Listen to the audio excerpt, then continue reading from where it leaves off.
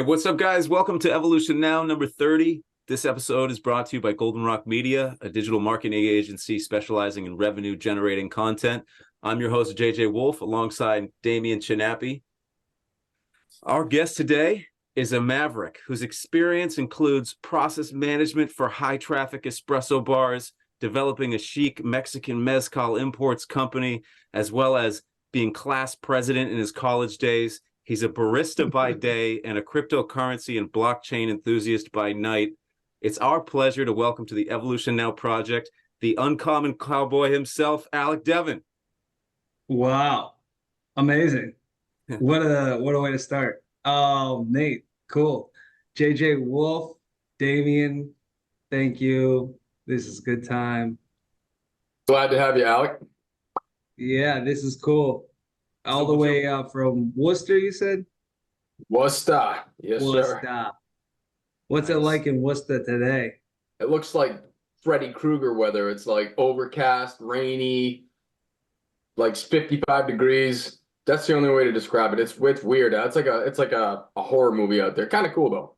But it's like 55 t-shirt weather because in August, September, 55, it's starting to feel cold, but in March, it's like, feeling good. Yeah, I ain't wearing a t-shirt out there, but I feel you. Down here in Miami, it's starting to feel warm and sunny again. We've definitely had some kind of chilly weather, uncommon. Yeah, it was down in the 50s a little bit, some of the weeks. So jumping in, guys, it's good to see you both. Glad to have you here, Alec. Jumping into some conversational topics here. Wherever this goes, we'll just follow it along. So given a big question to start us off, do you think cryptocurrency will become what I would say like truly mainstream in the coming years, as in being used for regular everyday purchases? Like, what is the relevance of cryptocurrency for us? Good question. It's already happening in some form or fashion. You don't really, there's a few different realms of crypto.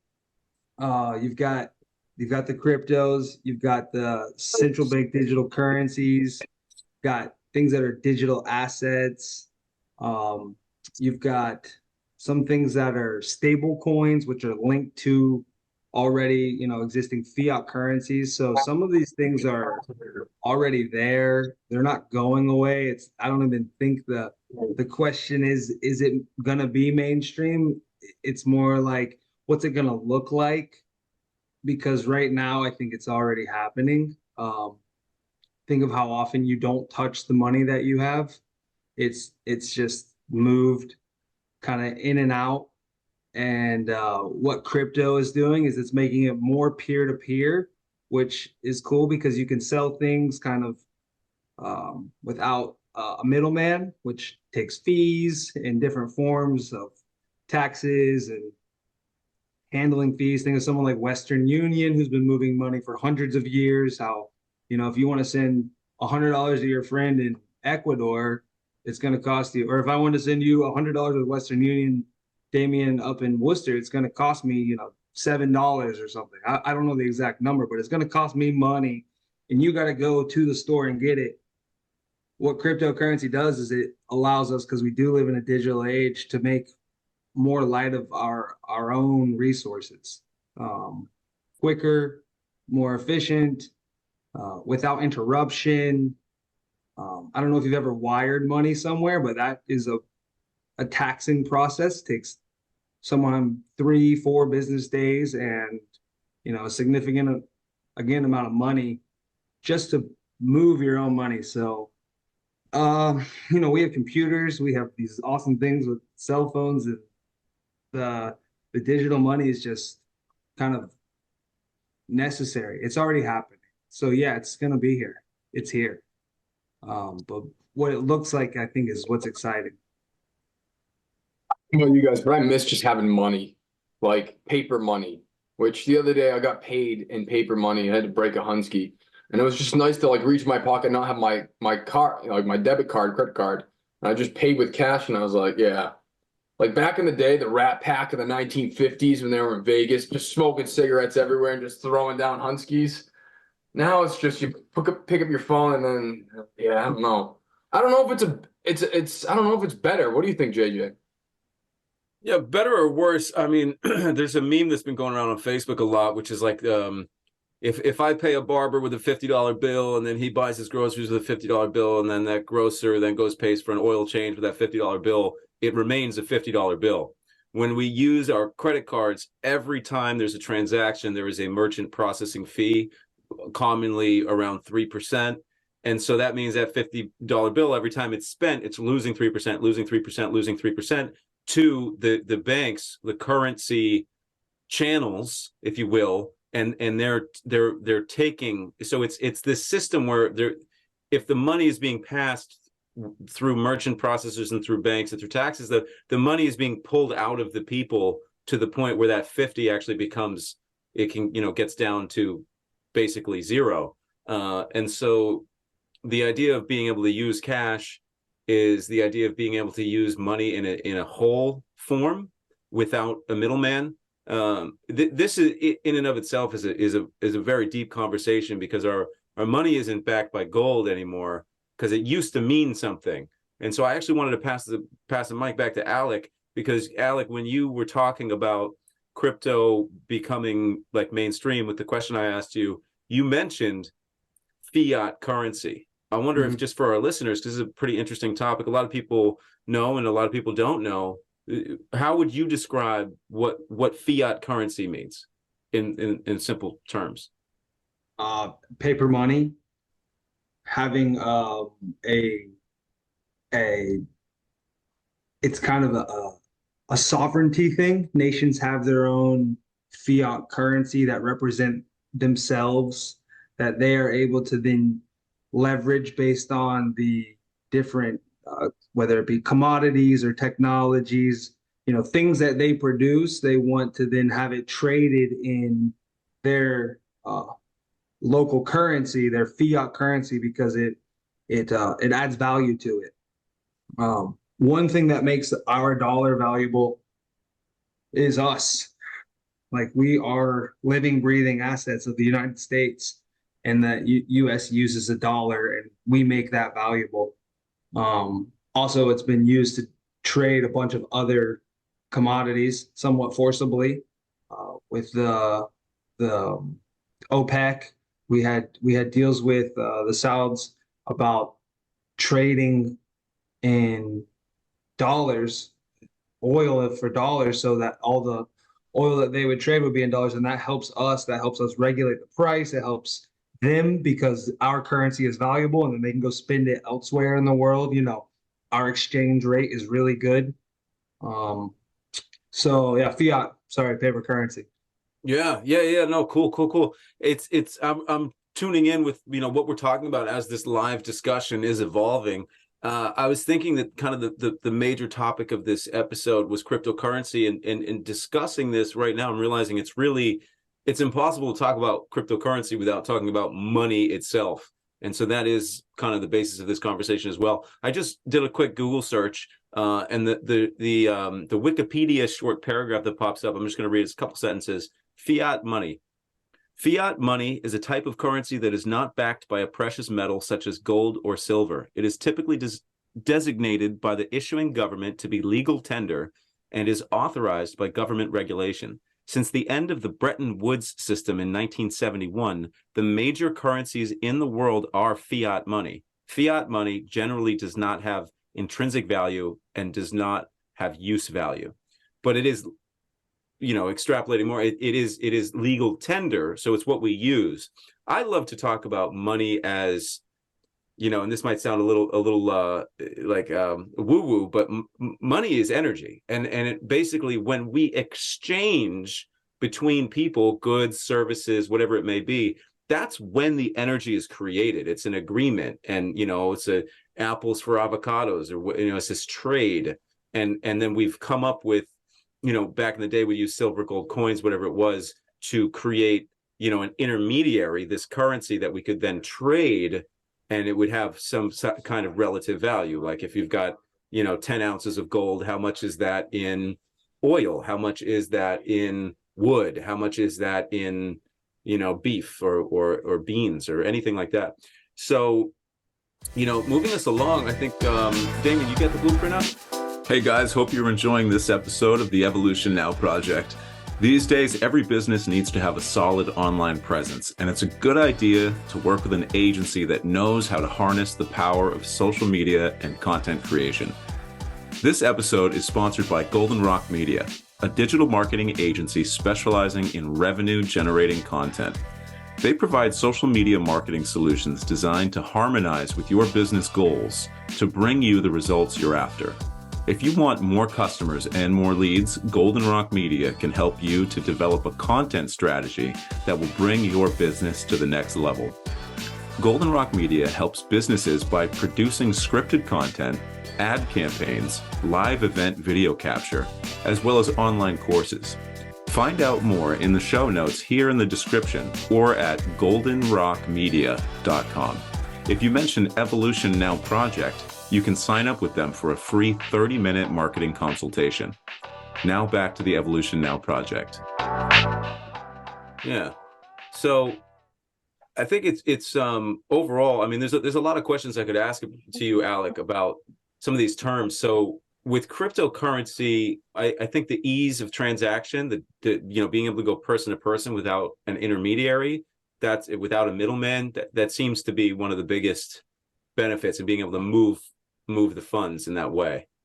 Yeah, absolutely. I mean, because if you're using a dollar, you're still in the tax system. Like it's still a government issued currency. Yeah.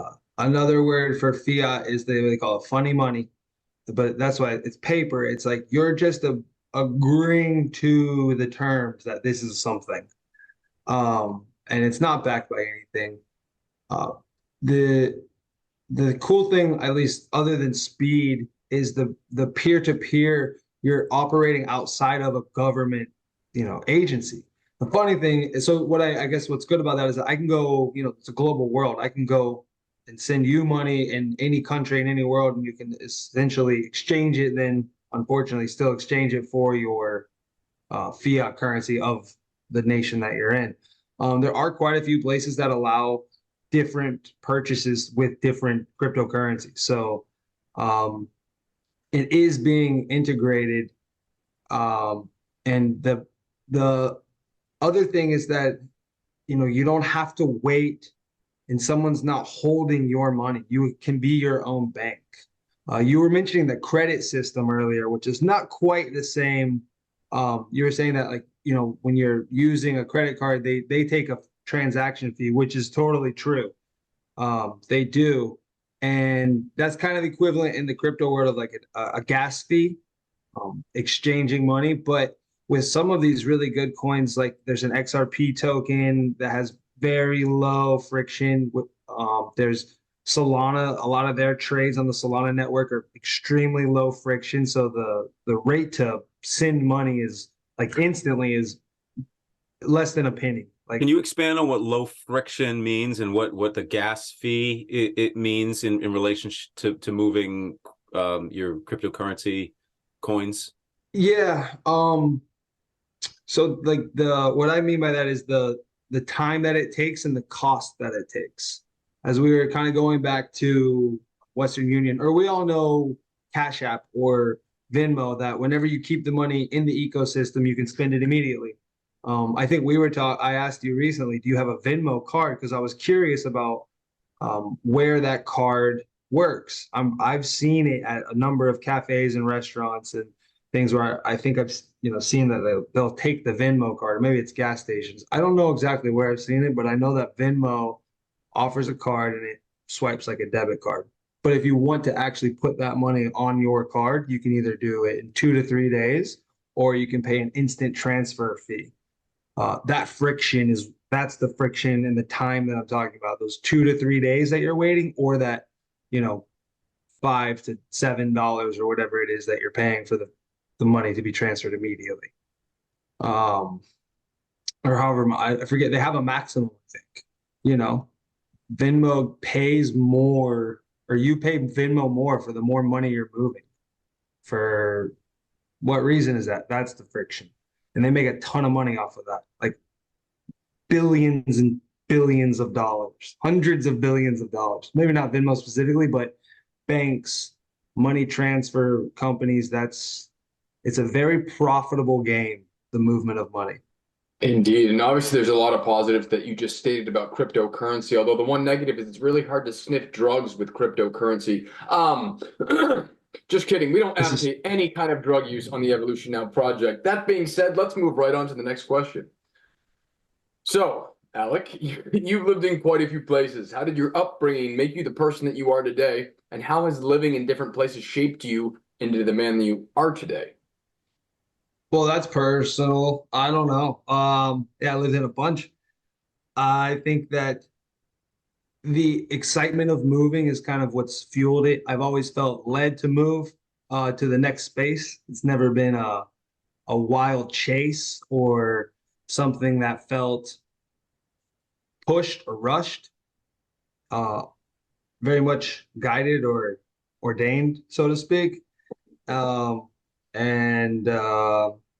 Dude, I'd have to attest that to just a faith, and that's kind of backs up who I would say it's made me as somebody like a man of faith, believing that whatever external circumstances or the physical location I am, that God's got a plan like way bigger than whatever mine is for the time that I get to be here. So what part of whereabouts did you grow up, and what different cities have you explored? Yeah, born in Virginia. First 5 years in Roanoke. Then I got to move to a beautiful place called Highlands, North Carolina. Beautiful because it experiences all four seasons. It's like 4,000 feet up in the air on top of a mountain, and it's got waterfalls and lush green vegetation, and it's where I grew up. So it's beautiful to have those memories with great friends and family, and yeah, it kind of gave me a real solid foundation I knew I was in an incubator. I knew I was in a small place. And so when I was going to be 18 or become an adult, I had always had in my head that I was being prepared for the bigger, the next, the coolest spaces that exist. I guess part of that has been deemed by me with the East Coast, but it's also been very easy. Like I said, the places in the cities I lived, just really quickly, Wilmington, North Carolina, to Atlanta, Georgia, to then Charleston, South Carolina. After 3 years in Charleston, it was to Boston, Massachusetts for 4 years, from Boston to New York for 3 years. And then in 2020, I left New York for Miami for greener pastures, brighter skies, less government regulation. And yeah, I've been in and out of here, I guess the last year I've been pretty set here. But 2021, I did a road trip across the country, and I also kind of did one in 2022. That was about a month long. The one in 2021 was like 3 months long. The one in 2022 was a month long. Yeah, I guess it's kept me flexible.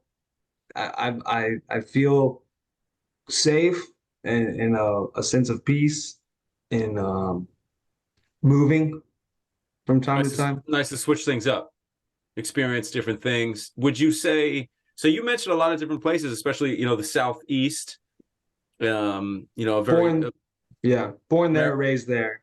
That's American heartland, and Bible Belt. How would you compare that to your experience living up north in the more cerebral capital of America, if you will? Boston and New York have these, long history of universities, and it's kind of some of the origin of America and American business and American education. Do you feel like have these been formational experiences? Do you feel like you've been able to see different things by being in different places? Did you notice different like cultural experiences? I mean, how would you compare the different places? I mean, each of them are vast, so any short description will not do justice to each city and the people. I will say that the world is very transient, and there are all sorts of types of people in all sorts of places. I grew up in a very, it was a white town, but we still had Latino people there. And it's a very white town. Like, and we didn't have a Subway until 2005. And that's the only commercial restaurant in the whole town. There's nothing it's very isolated, is my point. And in New York and Boston, I think it was cool when you met someone who was from the place that you were, but it's very rare. And I think that's why we like people who are able to be consistent. We find nostalgia is heartwarming or somewhat romanticized. The idea of, the guy who's been at the same place or the same lady who's been at the same restaurant, whatever the case may be of their occupation, but there's something comforting about people sticking around because it happens so little.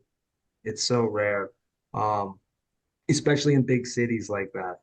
It's tough, man. I can say that in New York compared to Boston, just getting on the train and walking on the sidewalk it is not a walk in the park by any means. It is, especially if you got shit to do, pardon, but if you're trying to get somewhere and you got to literally weave through a million other people across 30, 40 streets and 2 trains, like that is mentally and physically taxing. So to be able to operate and navigate and then show up for work and to do that well, it's got to be working some muscles because I sure was tired a bunch of times.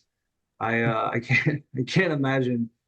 It wasn't for nothing. That gave me excitement to do it. So even if just for that, I mentioned New York and Boston. I kind of grouped them together. Northeast, public transportation is a big deal for those that live in the South. It doesn't mean anything to them. It does, it might be like a cool field trip to go take a train, but learning train routes and kind of discovering that for yourself is something that can be a little bit of a challenge, but give you a sense of belonging to the place. Yeah, there's definitely there's more railroads up in New England and Massachusetts and New York. You can take the railroads across the states into different suburban towns, and then once you get into the city, they both have like a subway network and metropolitan public transport, like you said.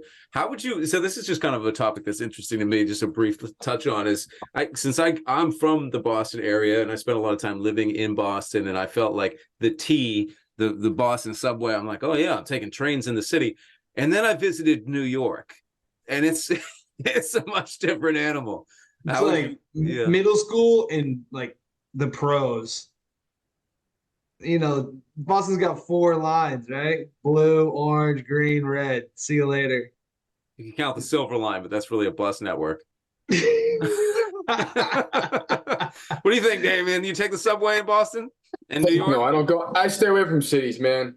I'm a country boy. So you said something that was interesting to me, Alec, that you found security in moving. So if you're moving all the time, how the heck do you establish a routine? How do you get consistent in accumulating a skill or a community or something that you can build upon? How do you do that moving around, or do you do that moving around? It's a great question. Because it's one of the more necessary things to have to feel whole, to feel well in life. So like I said before, I always had what I would call a calling to a place. They were as if there were open arms receiving me. So I haven't gone to any of these places without mission or some form of connection to when I land there, like having family or a friend or a job, or at least, like I said, a mission before. I could go through each city directly. But then when in the city, I lean back in some of the things that I have found most comfort and success in. And I would say the church, sports, basketball specifically, but I'll play other intramural sports to meet, have a good time. And then, I tend to care about the people I'm around. So if I'm doing anything professionally, there's going to be a hint of personal touch and interest in who I'm around. So I think that, we can use JJ here as the example. I wasn't even we weren't trying to meet. We actually were introduced digitally, and I had just moved to Boston. And I was told that he had an interest in photography and filmmaking, and just there was a vibe that the mutual that we knew thought that we would get along. And she connected us via the internet, and I said, "What up?" And there was a fostering of a relationship. So I think that, being that, no matter where you are, has allowed for like at least a sense of connection and in real community to build. Just kind of on the external with the basketballs in the church, and then the personal on my own, like work, I guess. So you find grounding in community. Sorry, Damien. So you say church. So what's your relationship with like a higher power and your views on spirituality? How do you see that? And how does that work into your life and your own personal evolution? Well, I see that less of myself and more of God is typically a good thing for those around me. And what I mean by that is that I have an ear or an eye or a heart for, can be simple conversation or doing someone a favor, or just being authentic. I think that's what, one of the things that God calls us to do. I also think that the Bible should be utilized as the word of God, because it has a lot of wisdom that, I've never heard, or it doesn't, I read nothing else besides the Bible that makes my brain seem to form new passages of wisdom, of understanding in the human experience. What's something from the Bible that you've recently thought and applied to your life, like a piece of wisdom, if it's part of a story or what's a story or something that's jumped out to you that you're trying to practice in your life currently? Is there anything? Specifically, well, I mean, it's a never-ending message, but grace, what does it mean to understand the word, to give grace, to give space for grace? That is the message essentially. We all need grace, and it's so easy to get annoyed, be tired or agitated, and find reason to believe that you have a right to be angry or upset by. And it's simple things, man. It's the smallest of things in life that I think matter the most. Those little conversations that can make or break relationships or help you get closer to someone. And typically being right isn't always the answer. It's like showing grace typically is. And I'm reminded, like, judge not lest you be judged. So there's a tendency for me when I get upset to tell people how they're doing it wrong and how they need to make it right, because it's how I see it, which is something I'm working on to not do. Great. I mean, I think grace is a really powerful topic to talk about, and I think it can be intimately tied to stoicism. So you can feel frustrated, you can feel angry, you can feel aggressive, yet you don't show those things, that you have the mindfulness to be aware that, hey, there'll be a ripple effect if I start being sloppy with my energy, sloppy with my words. And if you believe in karma, which I assume we all do, is that thing will come find you just like a boomerang, creep up on you and bang you right in the back of the head when you least want it. And so it's always useful to have that in your head. And even watching how thoughts work and watching like I'm super judgmental. Like, dude, I'll give you an example. So this whole year I've been eating more, just lifting more, running less. So I've gotten a little bigger, a little stronger, looking better, filled out. And so when I'm in the gym, I get my pump on. I'm like, this is my inner dialogue. This kid's doing it wrong. That's shit form. I'm bigger than you. You look like, and I don't, not that I say that or I correct anyone. No, I get it. You know what I mean? But in my head, I'm like, okay, that's fuel. That's fuel for me to fight against my ego. And like, I think there's a way to take all that judgment and to use it positively. It's like an alchemy. That's a word we talk about on here a lot, an alchemy. So yes, that's 100%. The thought isn't wrong. The thought is going to be there. One day maybe different thoughts will be there, but the thought you're talking about is normal for you. And let's put it into perspective, because you just started this within the last year, so you're feeling it as like fresh. You're like, I got this. No. I just started eating properly in the last 2 months. I've been lifting weights for like 10 years. You say you put on weight in the last year or something? Last 2 months. Oh, 2 months. All right, 2 months. So maybe like because of that change in you, you're feeling, or are you always like that every day in the gym?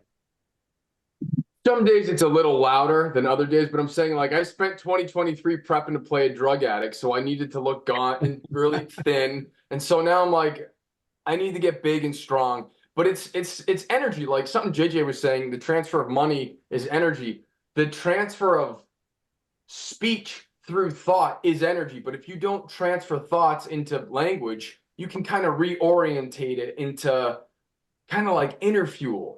Mm-hmm. So I think that's grace, is that's taking those raw, untamed thoughts and emotions and being able to channel it into something positive. And I think the more you can do that, the more you can build yourself as someone that can withstand the negative, and in spite of it, still be a positive force. But it comes from being aware of those things. And I think at heart, when you have a relationship to a higher power and that you are looking to practice grace in your life, you can move through those cycles of, let's say, less than community building thoughts. You had some great buzzwords. Inner fuel is awesome because it never goes out. It is internal. We do feel the stirring, and to transmute it or alchemize it versus letting it out as it is. It's like distilling your thoughts into something more pure, and that's really fun to think about. Cooking off the impurities of anger or of whatever, and stripping it back to those raw. Because I think whenever you were making, for your example, that dude's doing wrong form, that person, isn't giving all their all or whatever. At the heart, if you strip it all back, there's a desire from you for them to do better. And 100%.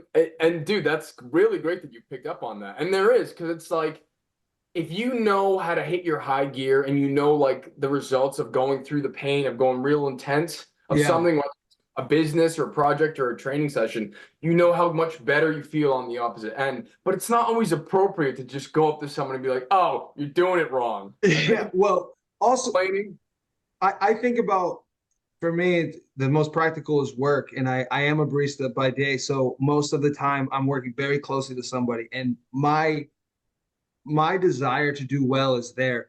And if I'm correcting or instructing or sometimes like bashing behavior or action, it's terrible that I'm doing that, because at my heart, I just want it to be like the best or better. And the problem is that I'm taking not enough time to think about how to deliver that message or even what the real message may be. Because like we both agree that when we're taking things in, we're not actually mad at the thing or think that it's shitty. We just think that it could do better or it could be better. We want to cultivate the experience for us and for the one that we're seeing do it. But our delivery, which we've heard, it's not what you say, it's how you say. It needs either more thinking or better thinking, or to be thrown away entirely, because some things don't need to be said. There's two things. On that one thought is the Michael Jordan quote from they did the documentary The Last Dance, and he said something that I really stuck to, and it was that he never asked a teammate to do something that he himself wouldn't do or hadn't already done. Like, we're on a mission. There isn't a I don't do that or we can't do that, you know, like it's like we're all doing things at different times, but we're doing it for the goal. But again, he also was, you know, criticized for his methods of uh, being a good teammate or companion. You know, his goal was ultimately to win, not to make friends. His autopilot was to go high gear. That was his autopilot. Go all in. Use that vicious, that aggression. So, JJ, what's a recent example where you've had to use grace in your life? Do you have one? Anything come to mind? Ooh, it's a powerful question. Ways I've had to use grace in my life recently. Well, I mean, just to start talking on what's going on for me right now, I have an apprentice for my production and marketing company, which is something I've never had before. Someone who is almost a decade younger than me. And he said, you know, I'm tired of trying to find, you know, some steady employment, a job and this and that. And I was working at a restaurant, then they closed down, and I bought a camera and I bought a laptop, and I want to learn how to be an independent, you know, creator, video producer, marketer, whatever it is. And so I'm here at the office, and he spent all day Monday, Tuesday, and he left at 3 today. But we've got, we're working together, and I realize that I can be quick to be like, oh, just let me do it. You know, especially in years past, I see somebody struggling to do something that I know how to do. And so when you're onboarding, when you're on-ramping somebody into a team and you're helping them to develop the skill, I would say I've been noticing a lot of grace within myself to pause and then let him do something. Like, what's the example? We were creating him some business cards yesterday, and I have a QR code on my business card. And so it's a cool idea to have a QR code on your business card. So he was setting one up on his card, and he's younger and he's using all these apps. I'm not quite as fast to adopt different apps. Alec, I think you're pretty good at this, trying different apps and integrating different things. You know, there's Notion, there's so many of these different tools. And so he was using his phone instead of the web browser to use a QR code generator to create a V card instead of a link to a card download and this and that. But he was struggling with it. And so instead of going in and trying to do it for him, I just, you know, I kind of paused, I slowed my breathing a little bit, and I started asking him questions like, have you tried it this way? Did you try doing it on the browser on the laptop? Why is it that you use your phone to be creative as opposed to the laptop that you have right there? And, you know, and so I just, the learning process, there's more examples I can come up with, but I think overall, allowing somebody to do something in the learning process and being able to be present for somebody while they learn is a definitely a space where grace is a very useful tool and in a great state to be in. I love that. And we always talk about like gears, how thoughts and actions work together. So patience is very closely tied to grace. You know, that surge of frustration, aggression, where you want to correct, but you don't. And that it's almost like you create a new pattern, a longer story. If it's like, okay, conflict, frustration, right here is where I usually step up and say something. But if I don't, it kind of passes like a wave. You get past that wave of like, I need to correct versus like, oh, let's see what the next chapter of the story is. So I like how this conversation is kind of just went more spiritual and not religious, but I mean, you said you are a churchgoer and very religious, but it's gone in a different direction. I think that's great. And I think the vehicle of awareness has gears in it. Patience, one of them, grace, another one, mindfulness, certainly a part of that. Alec, what else really jumps out at you in terms of being able to, let's say, create a new outcome in familiar, frustrating circumstances? Oof. I think it's really fun whenever you say, wait, can you repeat the question? Because I was more excited by when the breakthrough does seem to happen. Yeah, we can touch into that. I'm saying, do you have any skills or qualities about yourself that you've noticed that when you face your frustration, that you're able to go, oh, let me turn the gear of do not react, or let me turn the gear of relaxation, anything like that? Yeah, the listening, both of the other person and then your own thoughts. I don't want to hear myself say something. I want to like control my mouth into saying it. I don't want to be like, oh God, I didn't mean to say that. Put it back in type of thing. I hearing the other person, letting that settle, and then the internal dialogue giving direction to the words that are coming out of my mouth versus a reactionary sort of knee-jerk response, have you? Because you said these are new pathways, these are new experiences, and if I am relying on the uh, default or the my first three buttons in my programming, it's like boop, boop, like like I gotta skip to I gotta either shut those down, which take time. I think that takes a lot of maybe isolation to kind of eliminate things, but I don't think you're any better off if you have no buttons. So I think you got to find a way to silence those knee-jerk reactions because they are personality. They do tell. I like earlier you said something really cool that I thought about how conflict. You said that it lengthens the story when you go past that. You want to respond to someone doing something, but instead of responding here, and it was kind of the same with JJ saying he wanted to take the phone or take the computer to do it here, but you both see a lengthening of the story because more development happens, and they kind of turn the page on their own.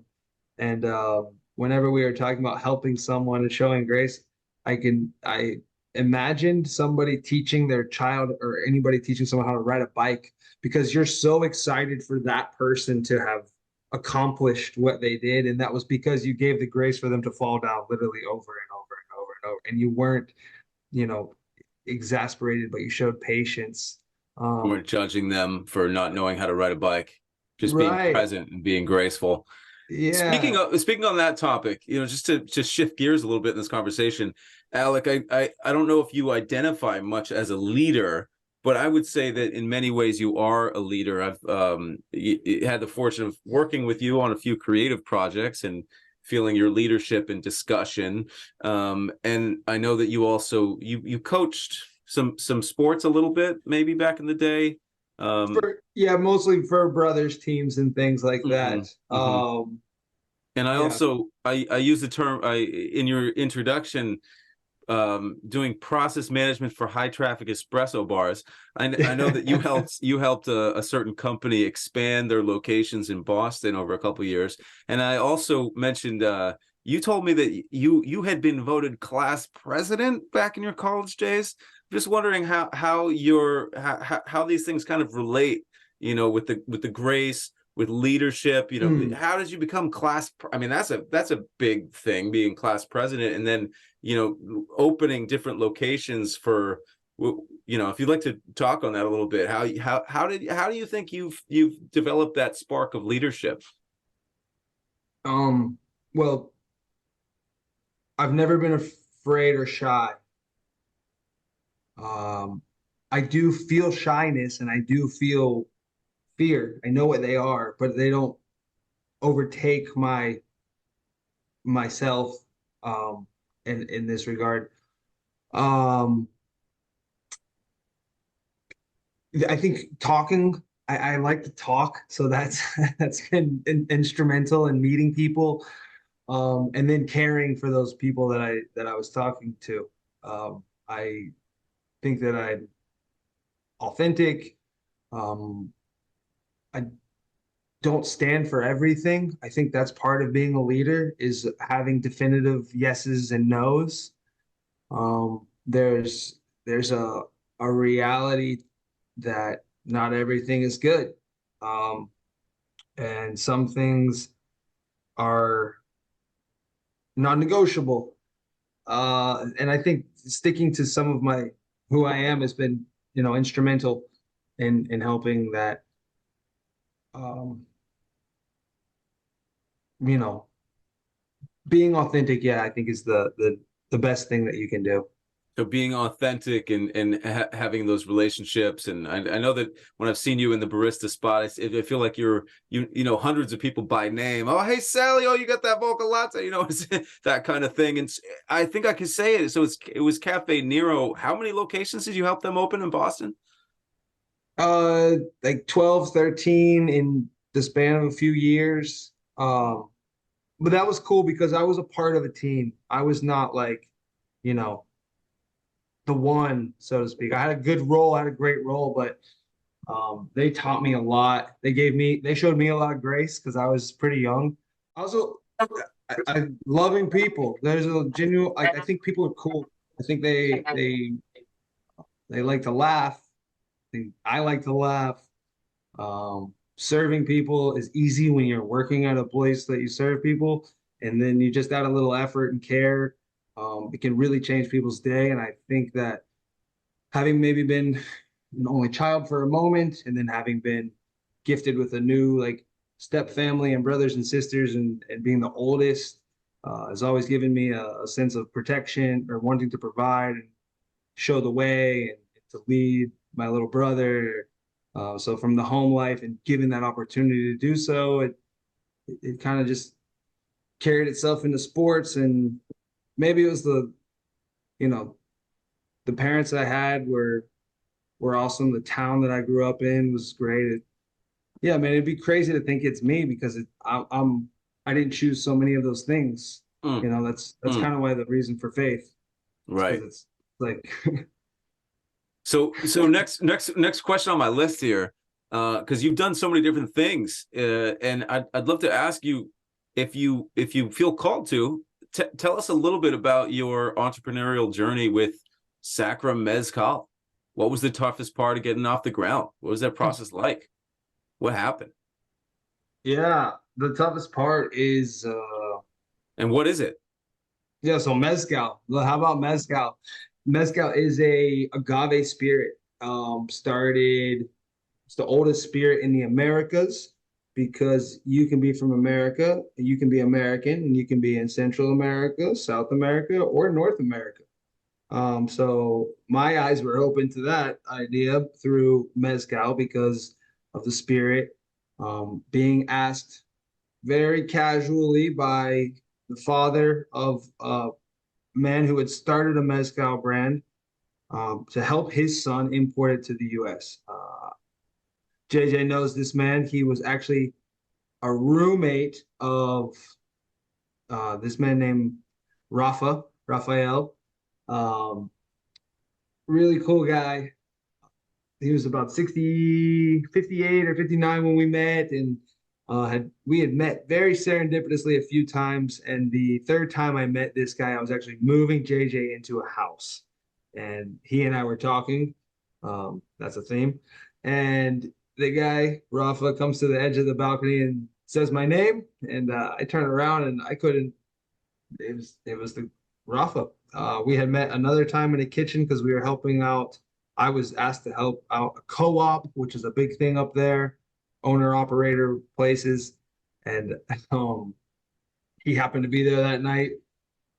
We're both left-handed and listen to jazz and partake in herbal medicines, and had ridden skateboards and bikes, and like to have a good time.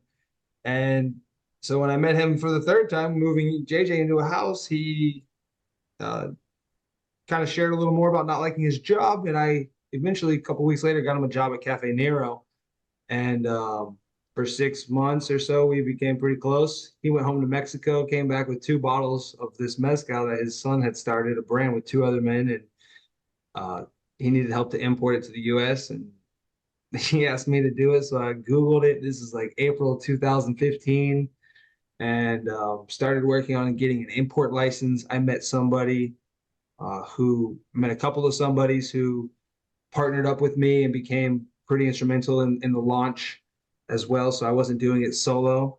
And within about 16 to 17 months, we had imported mezcal from Oaxaca and San Agustin Amatengo. We went and visited the farm and deep in Southwest Oaxaca, very, very close to the South American border.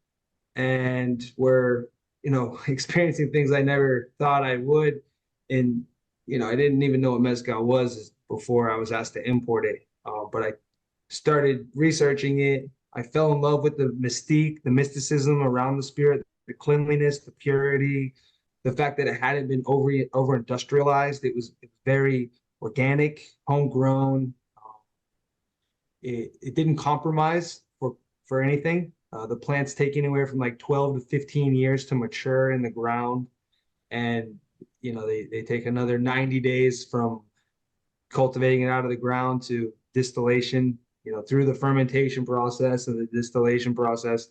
You're looking at, another 90 days or so. And I loved the effect that it gave me. And I was excited to be entrepreneurial because, importing an alcohol and selling it in my head meant, freedom. It meant a lot of fun, and it potentially meant a lot of money. Everyone loves to say, oh, George Clooney, he sold for $1 billion with his tequila, which is great, but he's got a whole other track history that goes along with that $1 billion buyout. So for me, it was a touch into some foreign world I had never been a part of, something I was accepted into, I enjoyed a lot, and it was going to be launched in New York. And since I was about 12 years old or 13, first time I visited New York City, I told my mom, I can still remember saying it because we mentioned it many times over the years. I always told her, I was like, I want to live here for at least 2 years.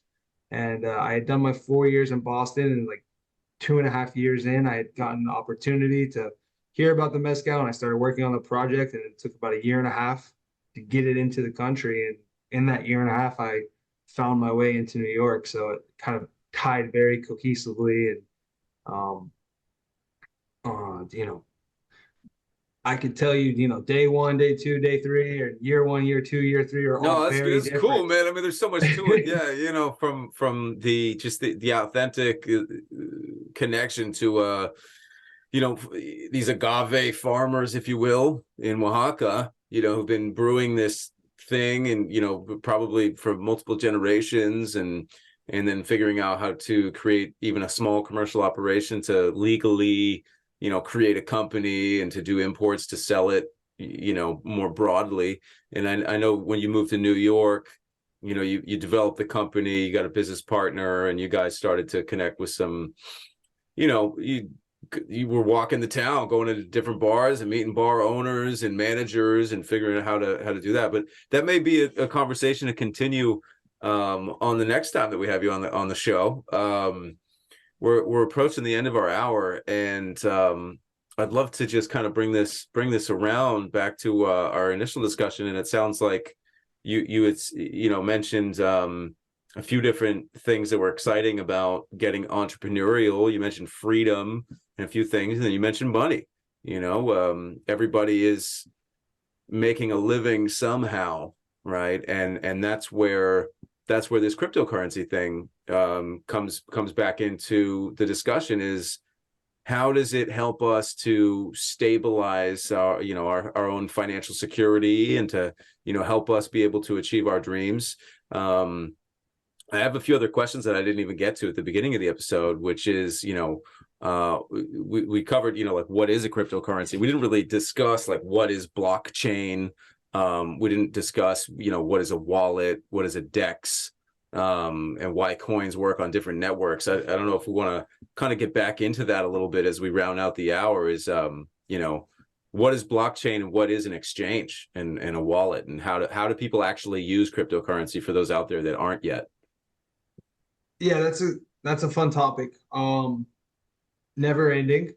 There's a number of cryptocurrencies that you can begin to look into. I myself like to focus on the ones with utility. You can think of Ethereum is it's got great technology, but it's expensive and it's slow. So each network is kind of like a different country, and then it's its own currency. And within it has other companies and other, you've heard of the meme coins. Those are usually like a bridge or a fork of a major cryptocurrency. I think some of the most famous are Doge, Coin, Shiba Inu. Shiba Inu came in after that one. Yeah. And those are unlimited supply. So that's why they're meme coins, because there's no limit to the supply versus blockchain or versus Bitcoin, which I think it's in the end, after they're all mined, it's 20 million coins in total, and that's based on the Satoshi white sheet. And 21 million and a million he has locked. And there are things called halving, like a Bitcoin halving, and I'm not entirely sure what it does inside of the algorithm, but essentially it makes it more difficult to mine a Bitcoin. It takes, I think now, maybe double the energy based on the name to then mine a Bitcoin. So the mining process will become slower and more arduous, which means that they'll essentially gain value because there's less coming in and they're harder to get. And if there's a higher demand for something and there's less of it, then it's going to push the cost up. Something interesting that recently happened is the ETFs for Bitcoin have gone, parabolic. There's like billions and billions of dollars going into it the last couple weeks, really, like more than ever before, like in real time. And it's because the halving typically makes the Bitcoin more expensive. I think at this time of recording, it might be at like $54,000, $55,000. If you didn't know, it actually shot up crazy this week. It hit 61,000. So yeah, that's in like the last 2 days, I guess. Yeah, and the next halving is coming up in April. Yes. So, so that makes it more valuable, because then it's harder to get, and it's a limited supply coin, which means that all of the money that's put in is then distributed between the value of all of the digital coins, right? That's called that's the market cap. The market capital is the amount that's actually in the system. Right. Coin market cap.